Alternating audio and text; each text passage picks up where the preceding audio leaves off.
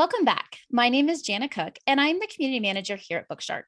Today, I have with me Bex Buzzie. She is the creator and podcast host of the Homeschool Advantage. We're going to be talking today and hopefully getting you, the listeners, excited about your homeschool journey, whether you have been on this journey for a while or you are starting this journey fresh. We want to excite you about the things that are out there and available to you as homeschool parents. So without further ado, Bex, welcome on. I'm so excited to be on. Thank you, Jana. You are welcome. So for those who don't know who Bex Buzzie is, why don't you give us a little bit of info of how you came to be part of the homeschool world? Yes. So I became part of the homeschool world just not so long ago in November, but the fire is so strong in me that it just accelerated on a very quick trajectory. It really went happened fast.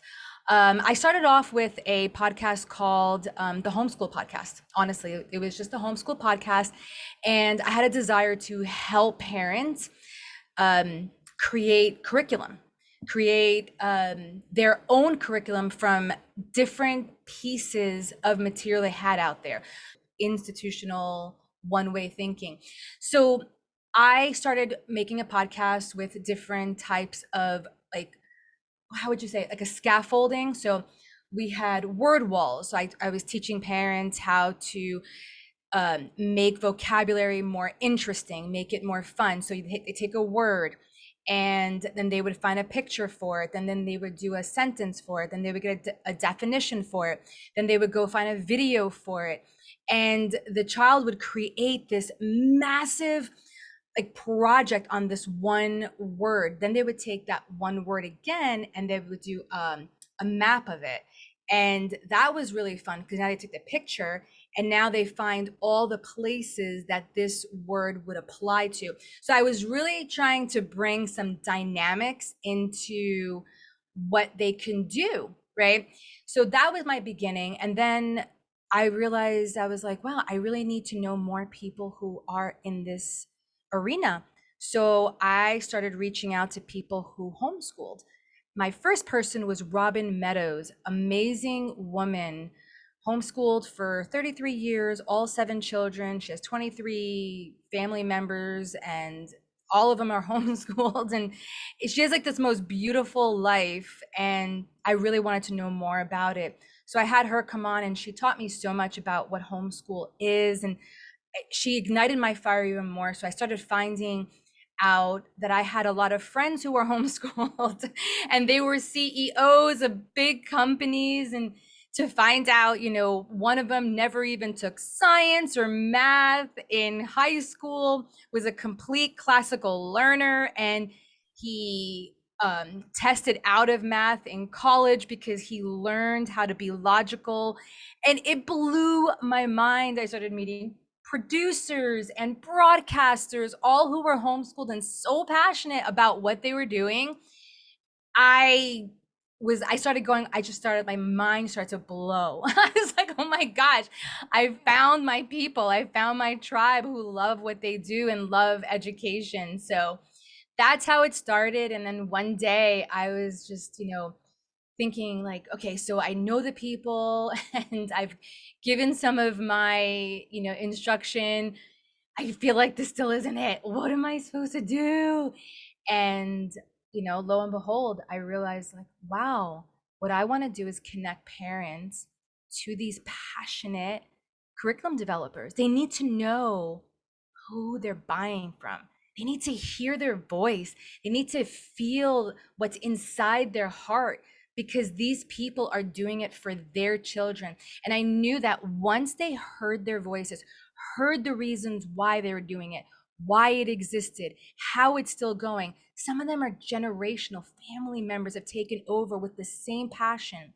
I knew it once they heard it that they would not feel like they were buying from a curriculum developer. They would feel like they were supporting a friend. So that is how I got started in all of this.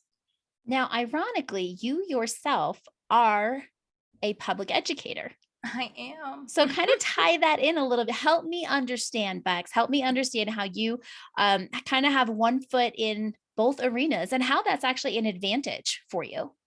Right. So I am a public school teacher. I have been teaching for 21 years, and I am probably the most, how would I say, unconventional public school teachers that you'd ever meet. I get in trouble a lot because I don't follow rules when it comes down to the public school system. It's really stifling. So I've always been the one who's gone and connected with different organizations. I've actually taken my students out on boats. We've done labs on in the middle of the ocean. So I teach biology, chemistry, physics, and I've taught foreign language. So I've taken my students kayaking. I've taken them to Scripps research center. We've done work for NOAA. I have done things that I want to be able to be seen in the homeschool environment. Like, these are things that should be available for homeschoolers to be able to do. And I know it can be because parents are the ones in control of that. So in my public school life, which I still am in, I do things as if I was a homeschool mom in a sense. I don't know how else to put it. Like, it's all project based. I am not the teacher who makes you sit down in the seat. I actually, in the past, I've had bean bags, and a lot of teachers do this. We have bean bags in our classroom. I used to have mats on the floor. I used to be like, sit wherever you want, just don't be disruptive. I was like, be anywhere in the room. I said, but just don't disturb other people if they're working. And that always worked out really well for me because I have really good classroom management. I'm pretty consistent on what I say and do.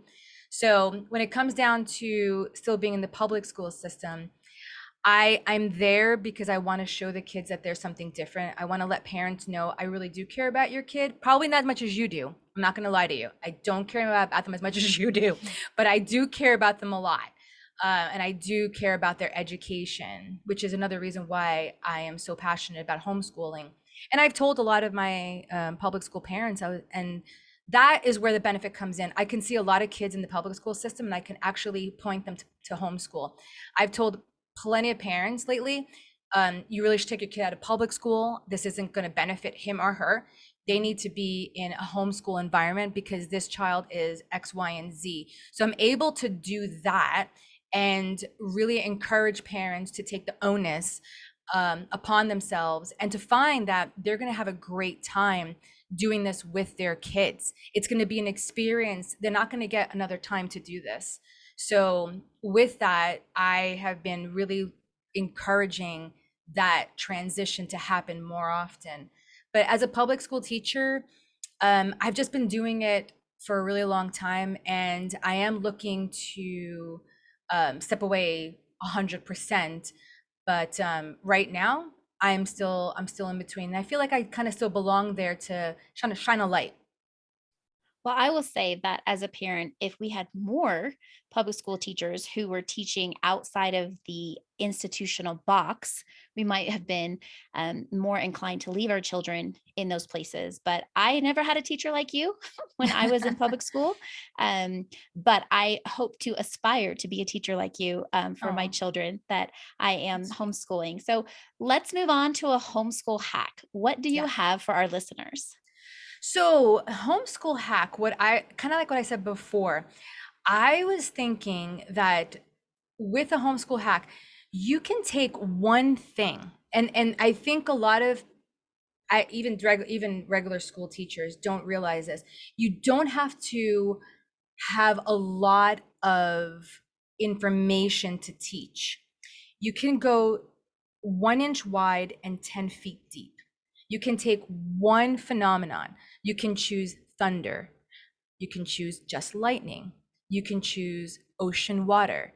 You can choose just sand. And through that one phenomenon, you can learn math, reading, history, science, obviously, biology, chemistry, and physics. You can take all of your subjects and apply them to this one thing, which is actually, that's how I teach. I take one thing and I teach all of that. And a lot of my students are like, Miss Buzzie, this isn't English. I'm like, yet you still need it to Mhm. read. So I think the one hack is not to feel like I need all these different things.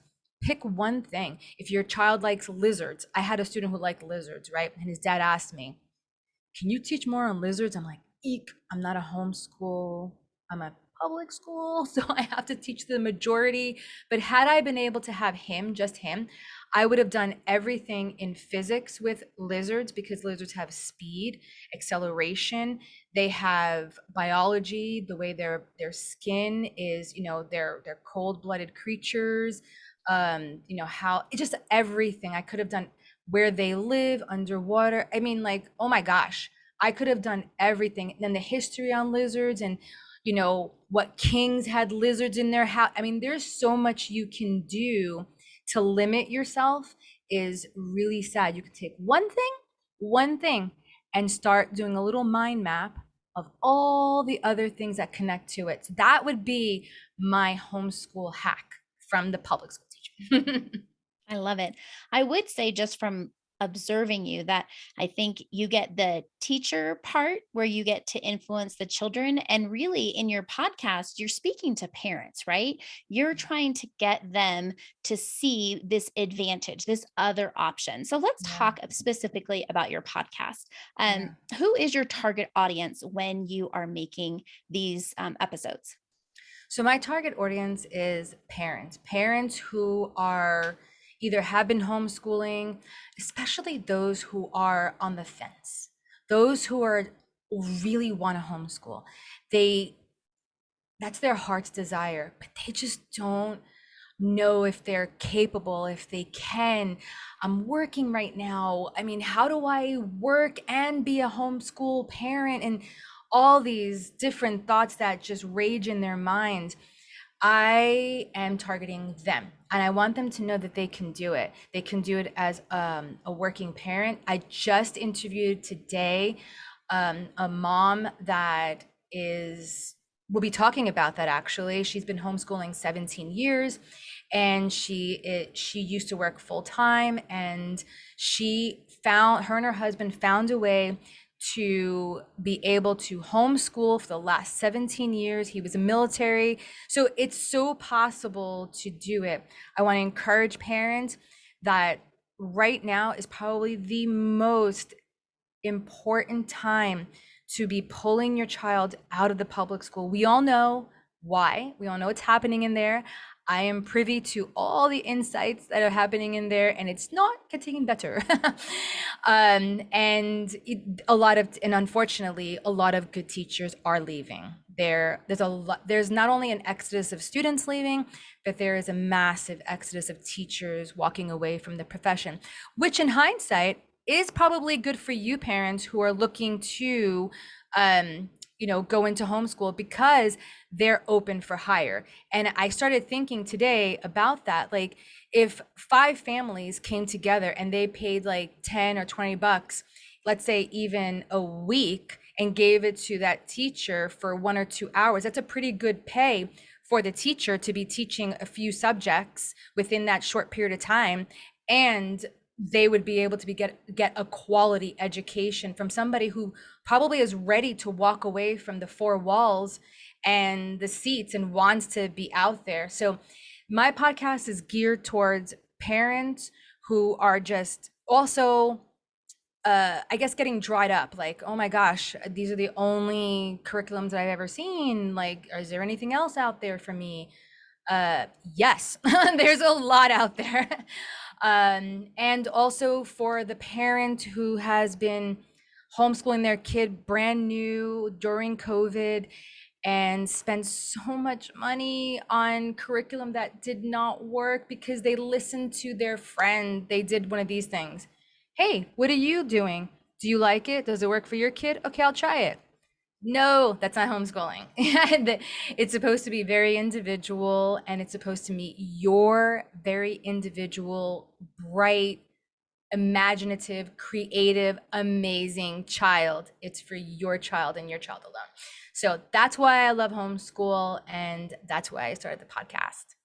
What I think a lot of parents may not even recognize is how many new programs, even in the last 2 years, because educators like yourself are leaving the public school system and they have great ideas and great, not necessarily a curriculum they've created, but they know how it can be done really well. So there is constantly things that are coming out that maybe parents wouldn't even have heard of 2 years ago, and so to be able to go to your podcast and hear them highlighted, I know one thing that a lot of parents look for are electives. Like that was kind of a dry spot. I was homeschooled umpteen years ago, and I would say that it lacked in that area.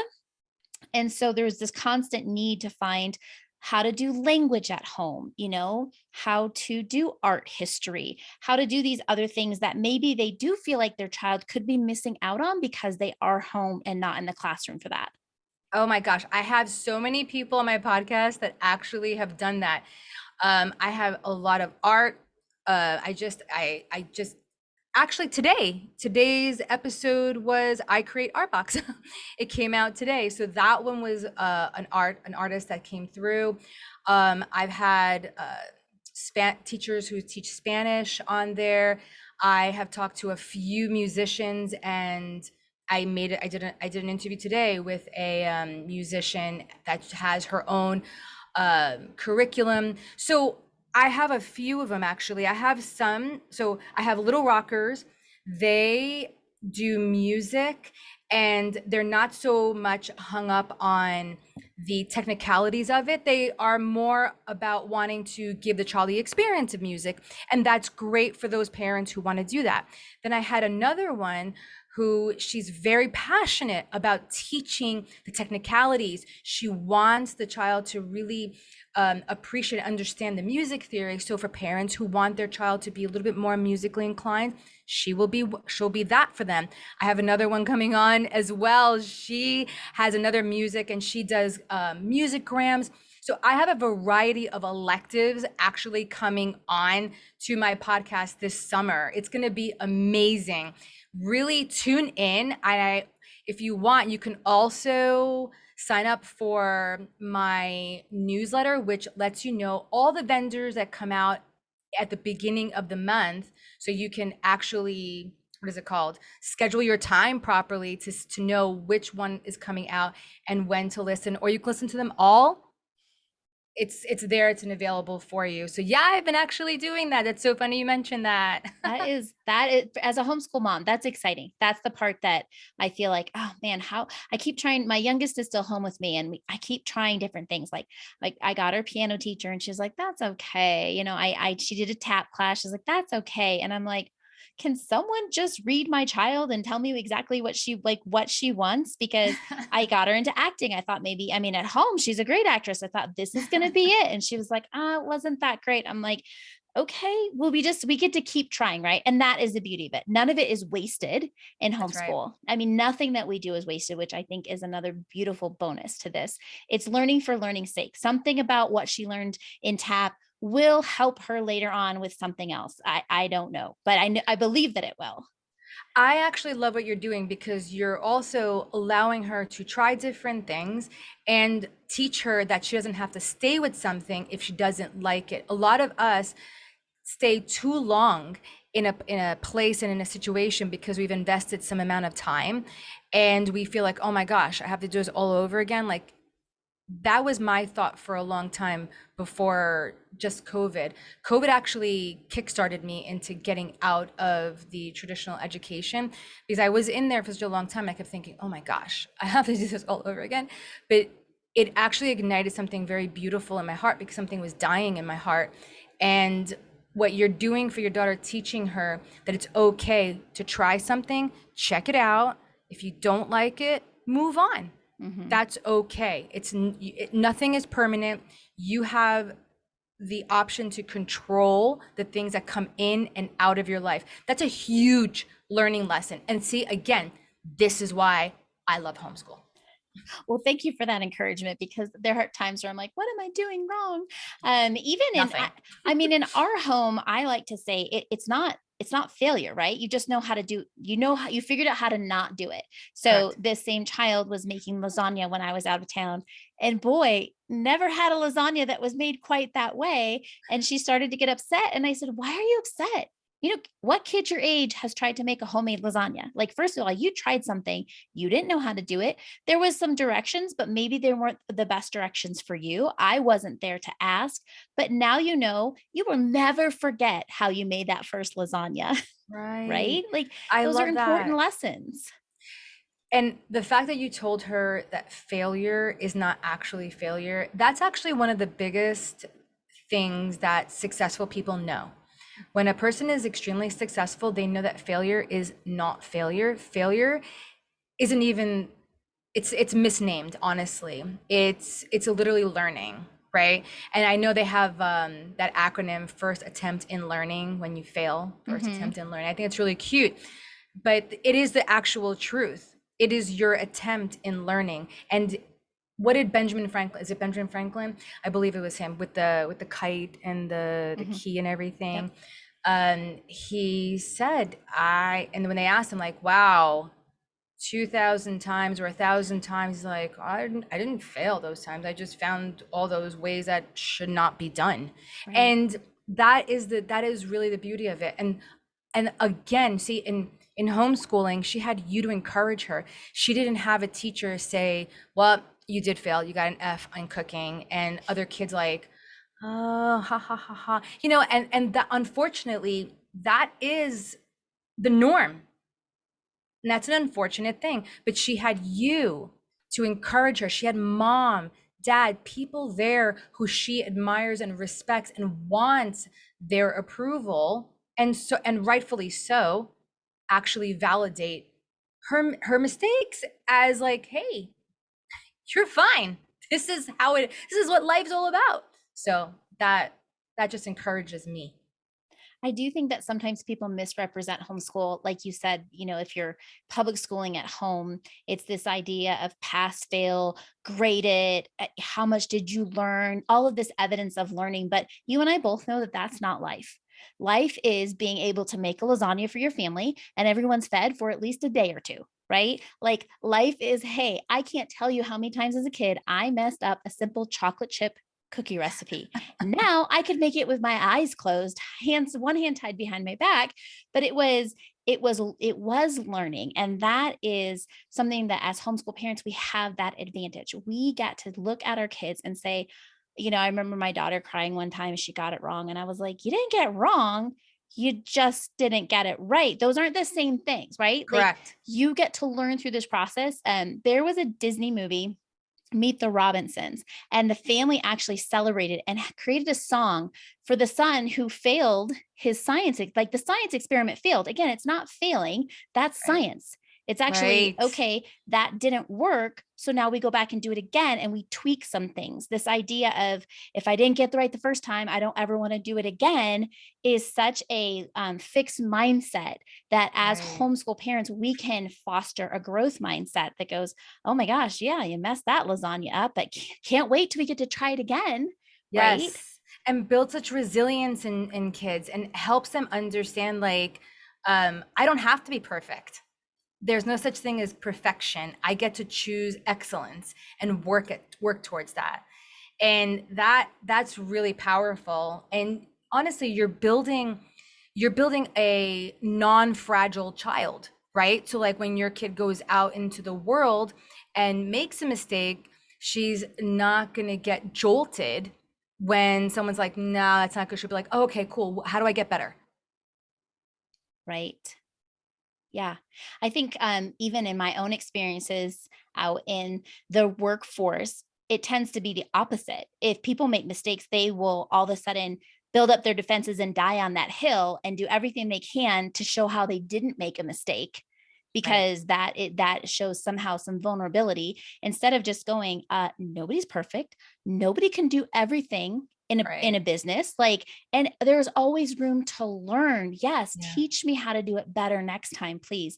And even in college, as college professors are getting this influx of homeschool kids, they're seeing that. They're seeing these kids who are resilient, who are like, okay, please spend some time with me after class and help me understand how I can do it better. Not Right. perfectly, because it's never going to be perfect, but how can I get better at this? I love the word excellence. That is such a great word for this example. Yeah.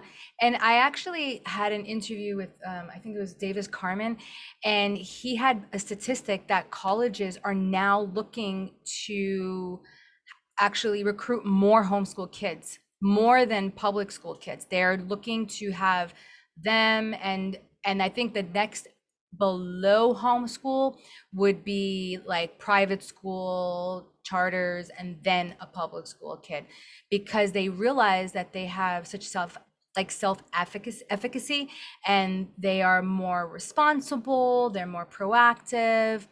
Yeah, and they just bring a completely different dynamic. They have like that desire to learn, which makes not just the class more fun, but it makes actually the school look better. It does. When you're paying that kind of money, you Yeah. definitely want the school you go to look pretty good. Well, in closing, Bex, what would you have to share with our audience, our parents, again, of maybe veteran homeschoolers, new homeschoolers coming in? Like, what can they take away? What can they walk away with today? So I would say, homeschool is the future of school. It's going to, I know it is going to become the most prevalent way of schooling.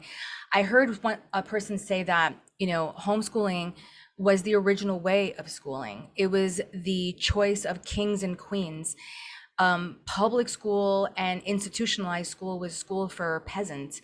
And somehow we've turned it around.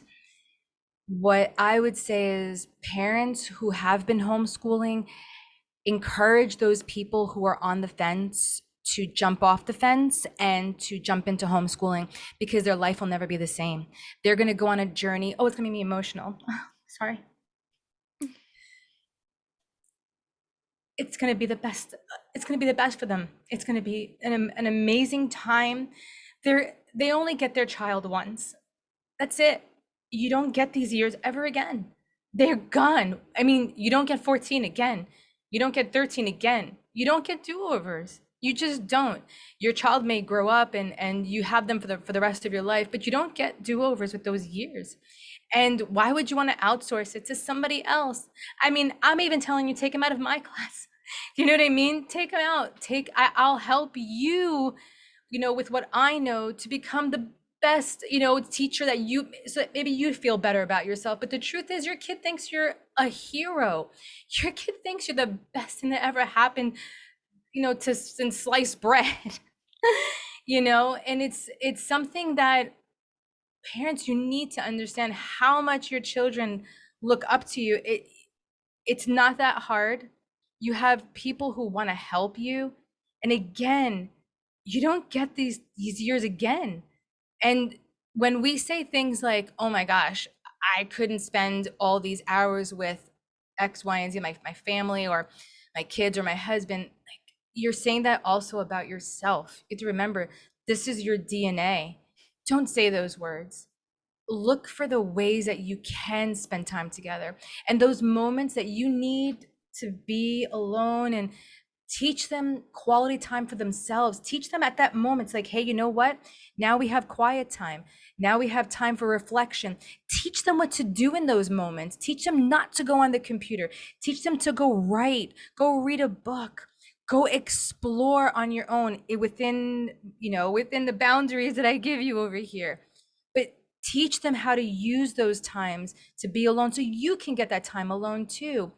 And that again is the beauty of being able to homeschool. It's not school at home. It's your right. It's your opportunity. It is your decisions to imprint, to just impress who you are, all your values on your child, so that way your child is an extension.